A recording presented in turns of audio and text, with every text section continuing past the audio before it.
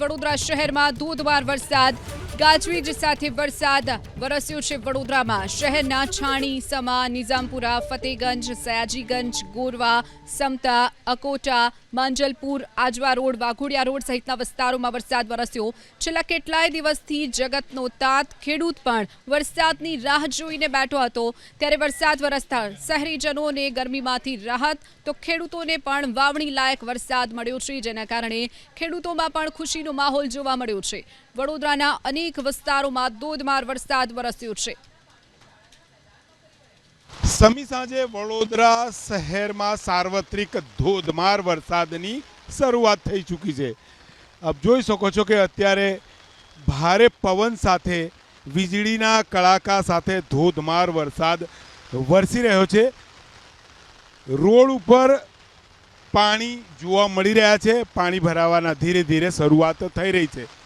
સમી સાંજનો સમય છે. સામે વાહનો જોઈ શકો છો. તમામની લાઇટ અહીંયા ચાલુ કરી દેવામાં આવી છે, કેમ કે આકાશની અંદર કાળા ડિબાંગ વાદળો છે અને જેને લઈને વિઝિબિલિટી ઘટી રહી છે. એટલે વાહન ચાલકો પણ સતર્ક થયા છે અને અહીંયા તેઓ લાઇટ ચાલુ રાખીને આગળ વધી રહ્યા છે. અત્યારે આપણે વડોદરાના નિઝામપુરા વિસ્તારમાં છીએ. વાત કરીએ તો છાણી, સમા, નિઝામપુરા, ફતેગંજ, આજવા રોડ, વાઘોડિયા રોડ, ગોરવા, સમતા, અલકાપુરી, માંજલપુર સહિત તમામ વિસ્તારની અંદર ધોધમાર વરસાદ અત્યારે શરૂ થયો છે. છેલ્લા કેટલાય દિવસથી વડોદરા શહેરમાં ગરમીનું વાતાવરણ હતું. લોકો બફારાની અંદર ત્રસ્ત હતા.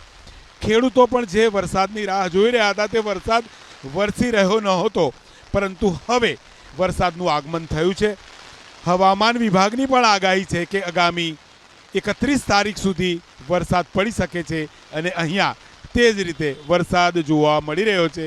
વડોદરા શહેર અને આસપાસના પંથકની અંદર, વડોદરા શહેરમાં સાર્વત્રિક તો સાથે આસપાસના તમામ પંથકની અંદર અત્યારે ભારે પવન, વીજળીના કડાકા સાથે ધોધમાર વરસાદ વરસતો જોવા મળી રહ્યો છે. કેમેરામેન પરેશ ધોળકિયા સાથે લોરેન્સ પરમાર, એબીપી અસ્મિતા, વડોદરા.